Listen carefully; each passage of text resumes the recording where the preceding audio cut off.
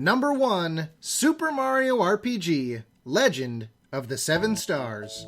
Yes, Super Mario RPG is my number 1 favorite Super Nintendo game of them all. And to be perfectly honest, it's a clear win, no contest.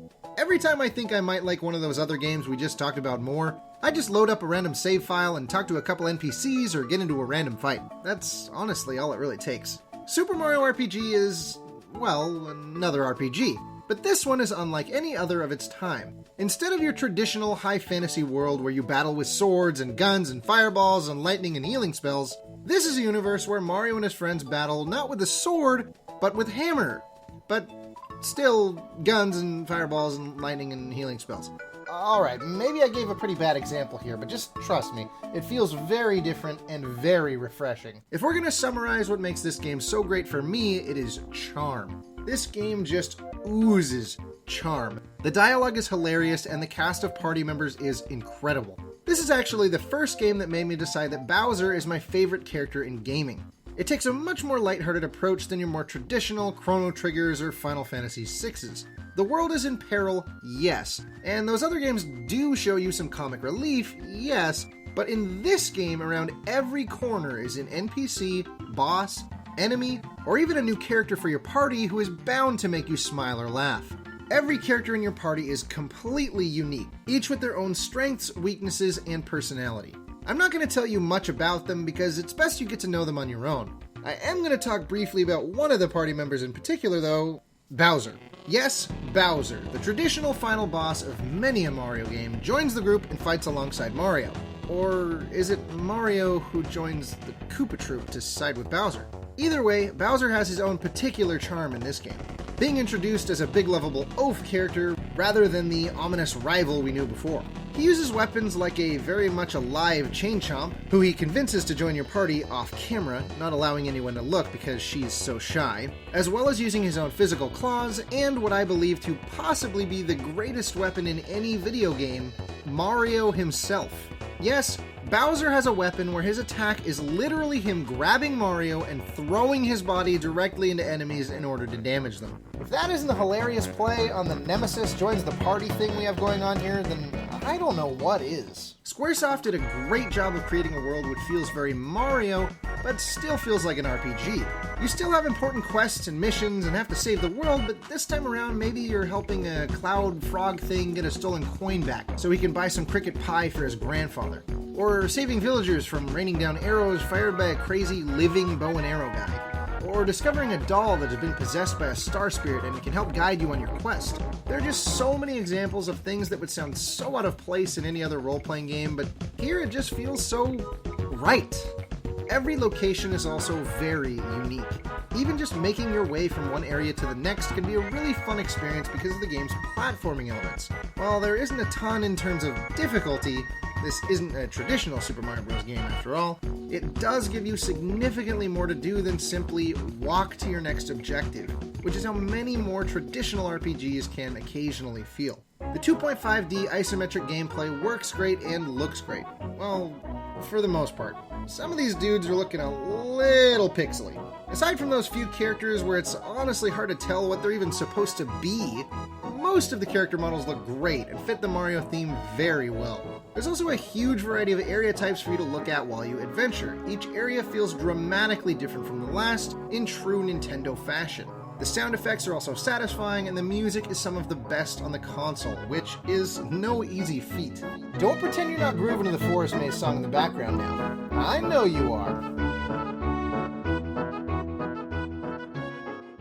As far as the combat goes, the battle system is very simple and easy to understand. It's also probably the first gameplay mechanic you'll notice which makes this game so unique.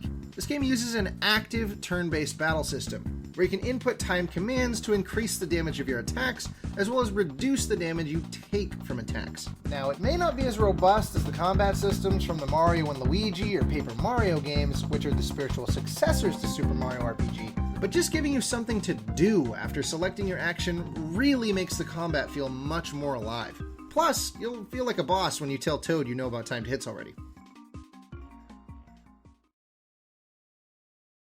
Just like with Chrono Trigger, there are no random battles here. You can see the enemies walking around on the screen and avoid them if you so choose. The difficulty of this game is pretty low throughout the entire adventure.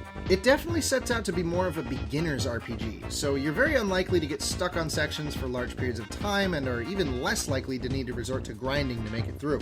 This difficulty may turn some of the more hardcore RPG enthusiasts off, but letting that discourage you from playing this game isn't doing you any favors.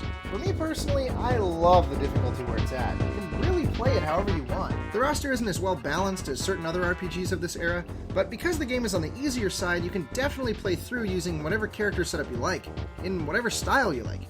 You can make the game much more difficult by foregoing certain equipment options or skipping battles, or you can just casually jaunt through the game with your lazy shell on your healer. However you want to play it, you can play it. Have it your way.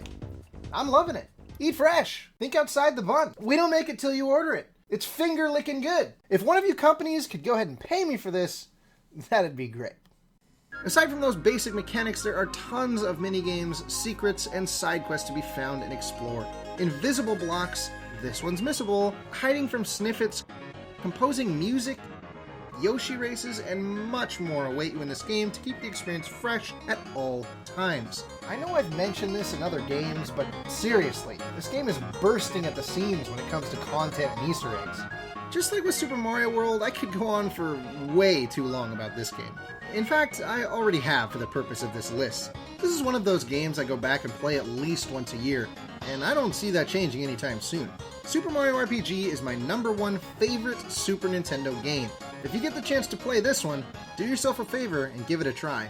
You will not regret it.